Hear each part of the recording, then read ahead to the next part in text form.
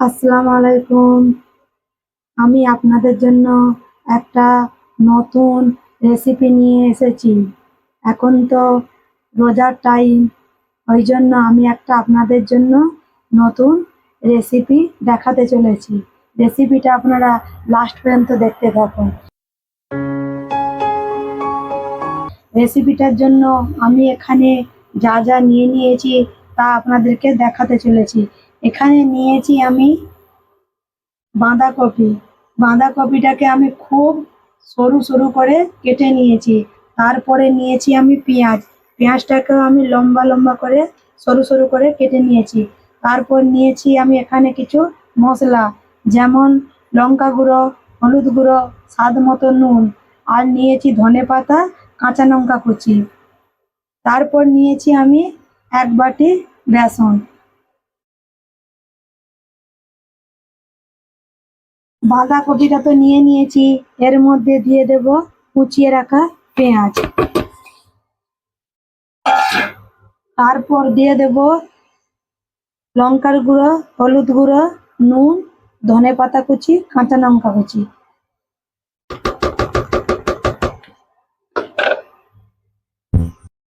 আর এর মধ্যে দিয়ে দেব সামান্য পরিমাণ আদাকে আমি থেতো করে রেখেছিলাম, আপনাদেরকে দেখানো হয়নি, তাই জন্য এই যে দেখিয়ে দিলাম। এর মধ্যে দিয়ে দেব সামান্য পরিমাণ আদা কুচি। এবারে সবগুলোকে ভালোভাবে মাখিয়ে নিতে হবে।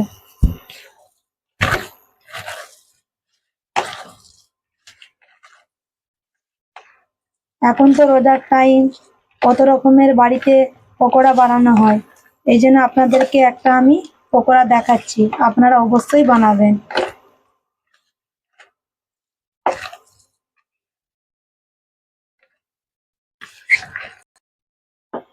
ভালোভাবে মশলাগুলোকে বাঁধাকপির সাথে মাখিয়ে নিয়েছি। এবারে এর মধ্যে দিয়ে দেব বেসন। আপনারা অবশ্যই বেসনটা চালুনি করে ভালোভাবে চেলে নেবেন। সামান্য পরিমাণ বেসন দিয়ে প্রথমে ভালোভাবে মাখাবো।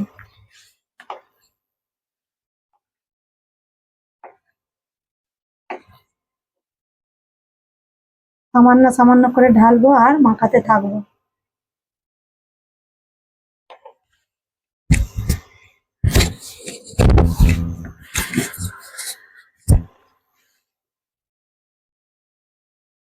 দেখুন কেমন শুকনো হয়ে গেছে। এবারে এর মধ্যে সামান্য পরিমাণ পানি দিয়ে ভালোভাবে মাখাবো। আমি এখানে সামান্য পরিমাণ পানি দিয়েছি, আবার যদি পানি লাগে তাহলে দেব।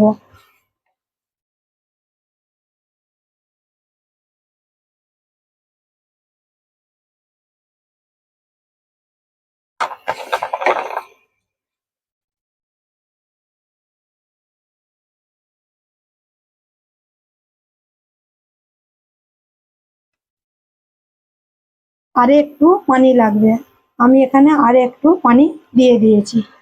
এবারে এটাকে ভালোভাবে মাখিয়ে নেব।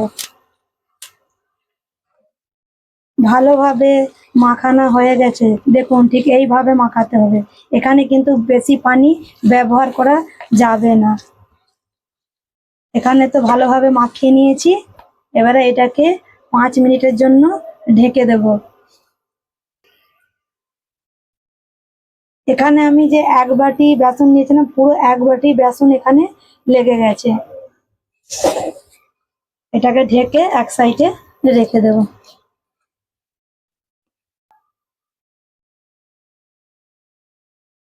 হয়ে গেছে, এবারে এটাকে আরেকবার ভালোভাবে হাত দিয়ে মাখিয়ে নেব।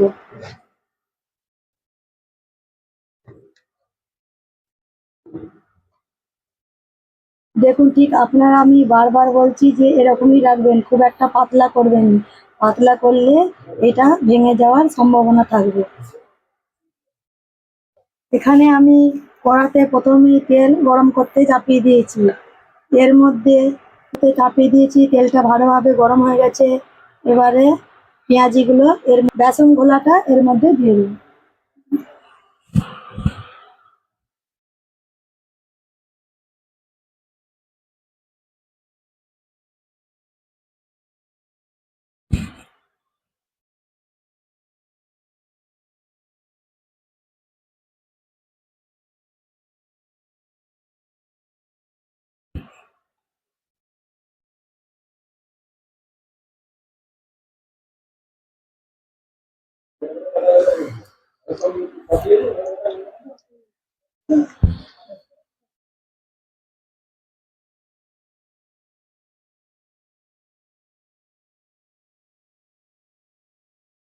এখানে আমার সবটা করাতে আঁটবে না, এই জন্য আমি দিচ্ছি নি, আমি দুবার করে বানিয়ে নেব।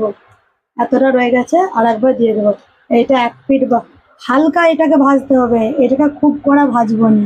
তারপরে আপনাদেরকে দেখাচ্ছি, হালকা দু পিঠ ভালোভাবে ভেজে নেব। দু পিঠ হালকাভাবে ভেজে নিয়েছি, এবারে এবারে এগুলোকে তুলে নেব।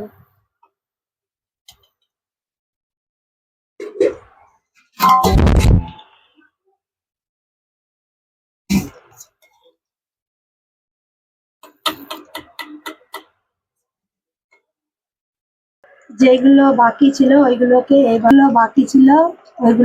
এভাবে ভেজে নেব। সবগুলো তো গোল গোল করে হালকা হালকা ভেজে নিয়েছি।